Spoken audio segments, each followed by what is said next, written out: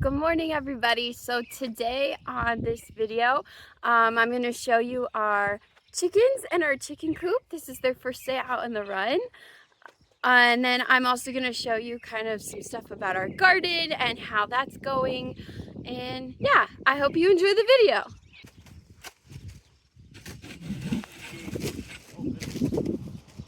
They do not seem too sure about the run. They're not sure if they're supposed to go out or not. They're just kind of standing there looking at the outside. It's really funny. We got our first one. Oh, she's a brave one.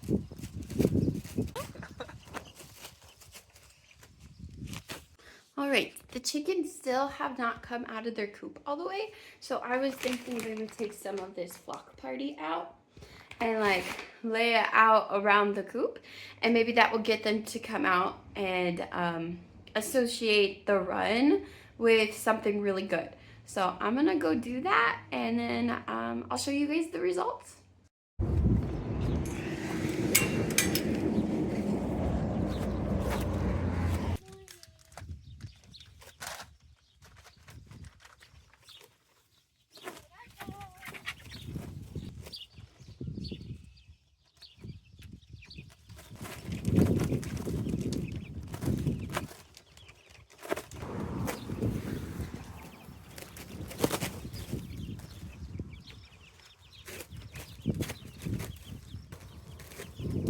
I think I'm going to grab one and bring her out here and see what the rest of them do.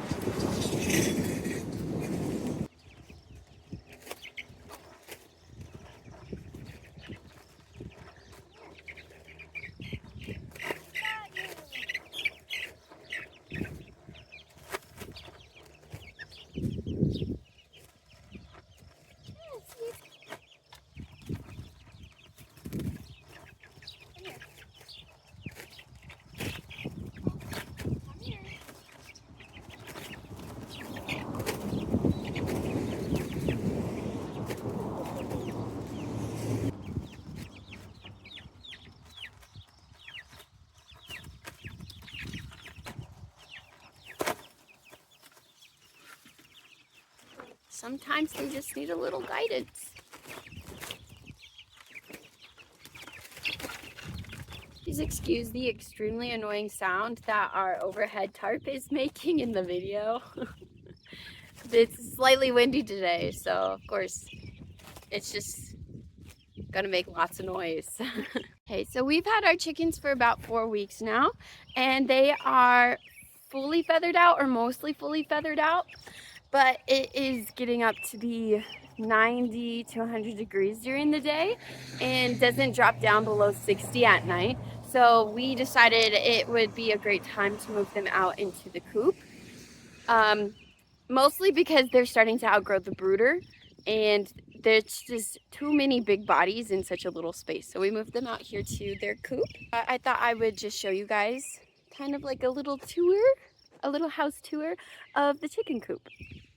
Okay, so over here we have our door, a little door, and there's one of these on both sides, and it just, you flip this up and it opens.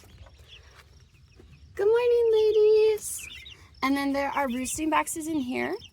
We have them boarded off yet because they are not ready for the nesting boxes, and we do not want them to kind of claim it as like a home, because we want them to go in there, lay their eggs, and then be done with it. So we have blocked it off so that they are not like sleeping in it.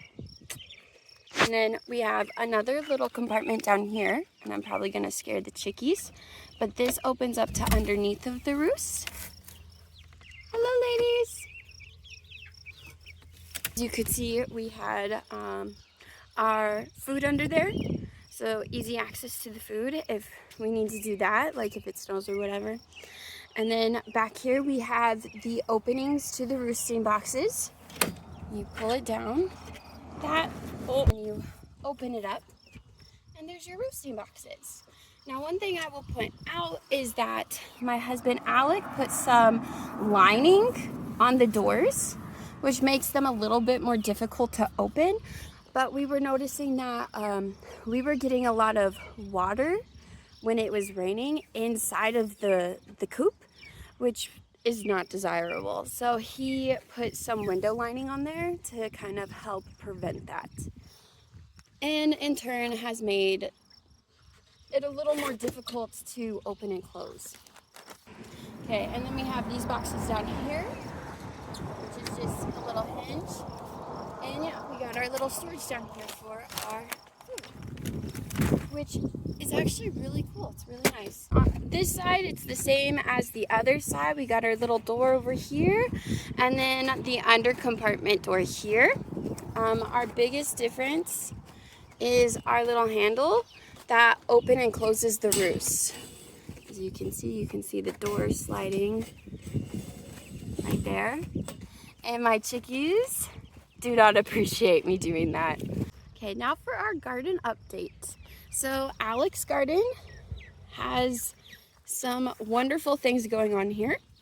This is all of his corn. Notice like this row here is much smaller than this row here. And there's a variety of reasons. One, because this back row up to the fence was planted earlier, and the further down we go, they were planted during different days. And then there are also different seed varieties. So there's one that you pick later. I don't know at all. Alec is better at explaining. But the reason why we did that was, one, because the birds were eating our seeds and we had to replant. And then two, if you separate when you plant, then you have different days to harvest. You're not harvesting them all of your corn all at one time. And it gives you some relief. And also it gives you like a week time span of when you're getting your stuff. So yeah. And then next down from the corn is our pumpkins and cucumbers. I'm not exactly which is which because Alec planted it. But over here, I believe we have our cucumbers, which I think Alec had to replant some of these, like these ones that are a little bit smaller. Alec had to replant those. And then we have our big pumpkins, which are these guys right here, our big pumpkins. And then we have our little pumpkins right here. And Alec had to replant some of our little pumpkins. He had to replant some of the little pumpkins because we had bunny rabbits that were getting into our fence. And then of course the birds were eating our seeds. So we did have to plant some of the pumpkins. So we're gonna end up with larger pumpkins, more large pumpkins than we will small pumpkins, which is fine. The small pumpkins are just better for baking and cooking. Small pumpkins are sweeter, and they also aren't as fibrous. Like, you don't get those long fibrous chunks. So yeah. And the last section of our garden right here is sunflowers. So you can see, here's a wonderful plant. Here's a wonderful sunflower plant. And these were definitely one of the favorites of the birds that were coming in and eating our seeds. They really liked the sunflower plants for some reason. So we definitely had to replant some of those, and we have some little ones that are coming up now. You can see them right here. Versus the ones that have been here, these ones. So again, we'll have some with the variety for our harvest. So we'll have some that are ready sooner, and then we'll have some that are ready later, which is really not a big deal. It just gives us more space and when we're gonna harvest, which will give us a little bit of a break in between harvesting things. And it would also give us some time to process what we want to keep. So yeah. We did do a couple of things to help prevent the pests from getting in. And one of the things was we went around our fence and we just re-secured it because we noticed there was a part in our fence that a bunny rabbit had knocked down and was sneaking in through. And then one of the other things, you guys probably already noticed him, is our our little fake owl, which has been a great deterrent for some of the smaller birds and some of the bunny rabbits, because, you know, owls are natural predators of those smaller animals, and they are terrified of them. They hide from them. So that has been a great help. So going around fixing our fence, and then also getting our little owl. Comment down below what you think we should name our owl. The newer part of our garden is going to be this spot here. And this is going to be another raised bed, kind of like my flower bed that I have out front. And in this one, what I'm hoping to put in is an herb garden. So for like teas and stuff, like apple mint and what is it? Lemon balm. Apple mint, lemon balm, regular mint. I don't know what else I bought. I think I bought thyme, which is obviously not going to go into teas. It's a seasoning. But yeah, I wanted to put all of that in this garden. And then a couple weeks ago, a month ago, I had a really nice friend and colleague buy me a bouquet, not a bouquet, but like a planter of mini roses. And I wanted to put it in the middle of this. But as you can see, my raised garden bed still has quite a bit of work. And my plan for this is I'm going to build up like 3 more levels on here before we fill it in with a base level of rocks for drainage and then soil. And yeah, so I have quite a bit of work to do on this garden bed still. And then of course I'm gonna have you guys come over here and check out my flower garden, because why not? We love flowers here. Daylilies are just popping off like crazy. They're beautiful. I get a daylily a day at least. And then of course the combines are doing fantastic.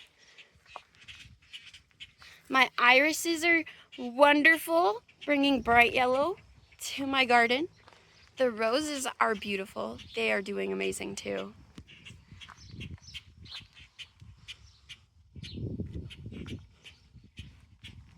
These beautiful ladies literally bloomed this morning. They are wonderful. I can see my wonderful flower garden from my kitchen window right here.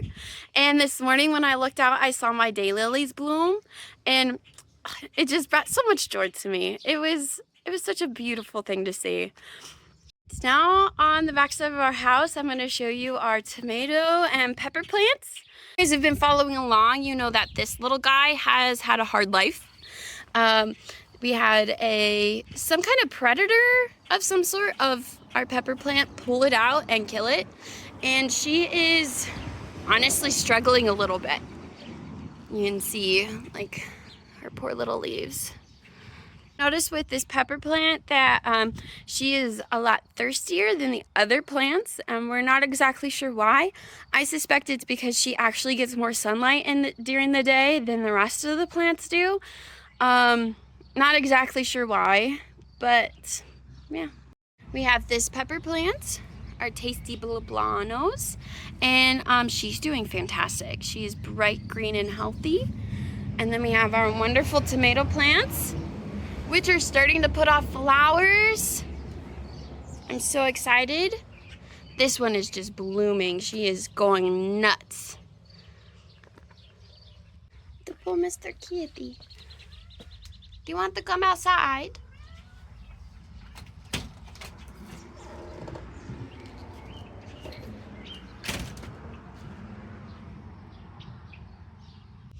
The mighty guardian of the garden.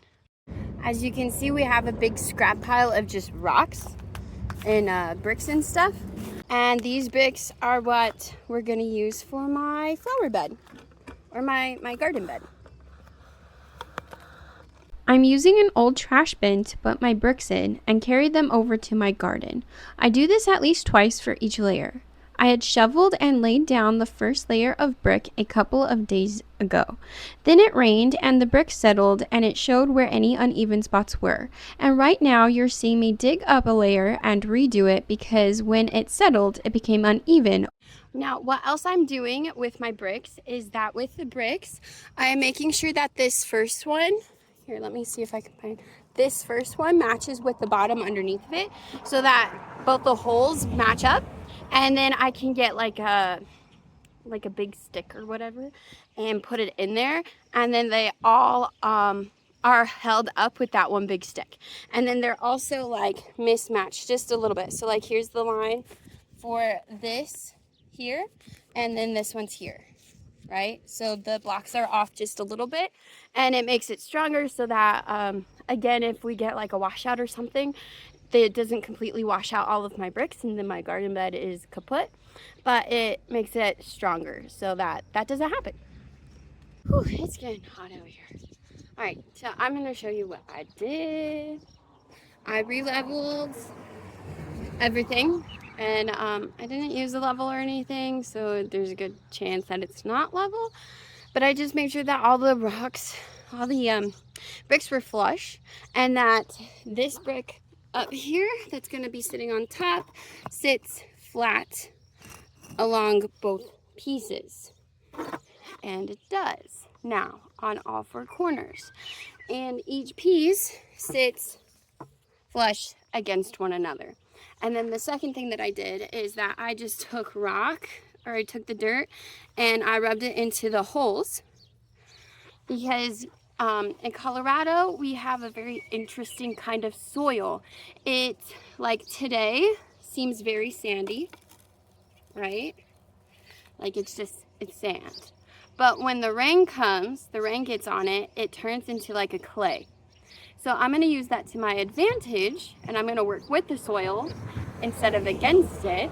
And I'm going to put the sandiness and the moldability of the sandiness in the cracks of my bricks and in the holes in my bricks. And then when it gets wet and it rains, or whenever I water, it's going to turn it into kind of like a concrete consistency, and it's going to solidify my garden bed walls. So yeah, that's what I'm doing today.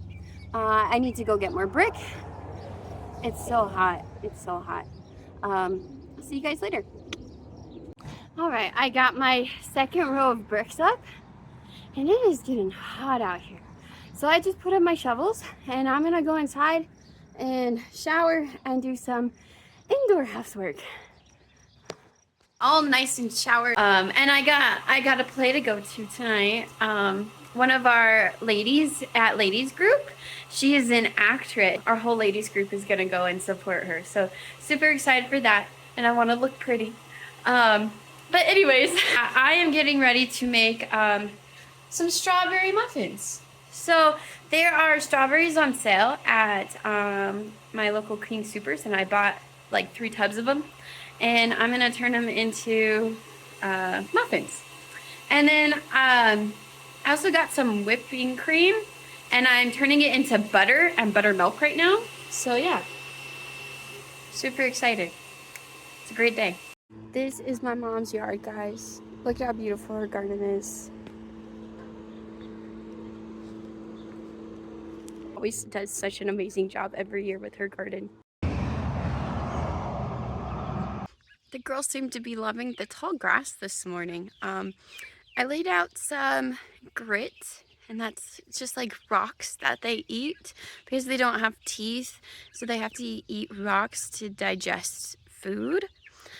I'm not sure how it works, the chicken science, but that's what you're supposed to do, so that's what we did.